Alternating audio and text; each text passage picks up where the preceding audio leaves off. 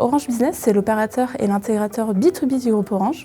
Donc, nous sommes présents à travers 65 pays dans le monde entier pour répondre aux problématiques de nos clients et les aider dans leur transformation digitale. Aujourd'hui, Orange Business, c'est 30 000 collaborateurs experts autour des solutions IA, data, cloud, IoT et cybersécurité. DFM Europe, on est une société d'innovation. On fabrique des solutions clés en main, sur mesure. Et en fait, on va développer du hardware, des capteurs IoT sur mesure, en passant par les couches IT et en allant jusqu'à des systèmes d'intégration pilotés par IA. Alors la place de l'IoT pour nous est prépondérante, puisqu'en fait, c'est à partir de systèmes qu'on obtient des datas. Donc on génère des capteurs qui vont nous donner des data et ces data vont nous permettre de générer et de répondre aux modèles. Et en plus, on est partenaire d'Orange sur la partie IoT. Pour Orange Business, nous on apporte un ensemble de briques de solutions IoT autour de différents sujets vastes et variés comme la sûreté et sécurité, le digital building ou encore l'efficacité énergétique. Aujourd'hui, Orange Business, c'est 45 millions d'objets connectés à travers le monde et 450 millions de données qui sont traitées à la minute.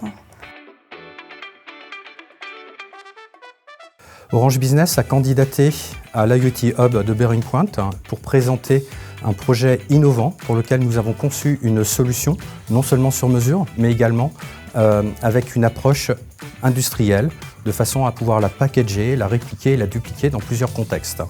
Mediatransport fait partie du groupe Publicis. C'est une régie publicitaire et Mediatransport a en charge l'exploitation de panneaux publicitaires.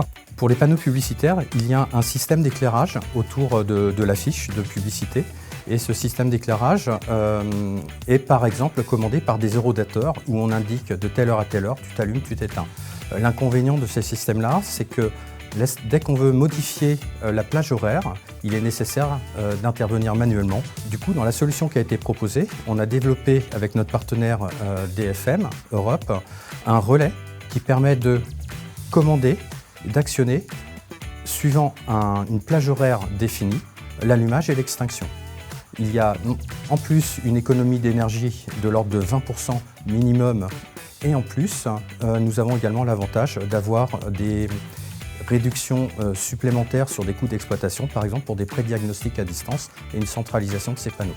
Donc effectivement, le projet aux côtés d'FM, ça a été de développer une électronique spécifique. Alors on est parti de notre prototype Smart One. On va dire que c'est une carte survitaminée, mais il n'y a pas le relais. Donc on lui a fabriqué spécialement cette carte-là. Elle n'est pas forcément petite, elle a été faite exprès pour aller rapidement et elle vient se plugger, on vient plugger la carte de contrôle sur ici le relais que l'on voit ici. Une fois qu'on a développé ça, une fois que ça s'est validé, en encore une fois quelques semaines, voire quelques mois, on arrive à réduire et arriver sur un capteur industriel.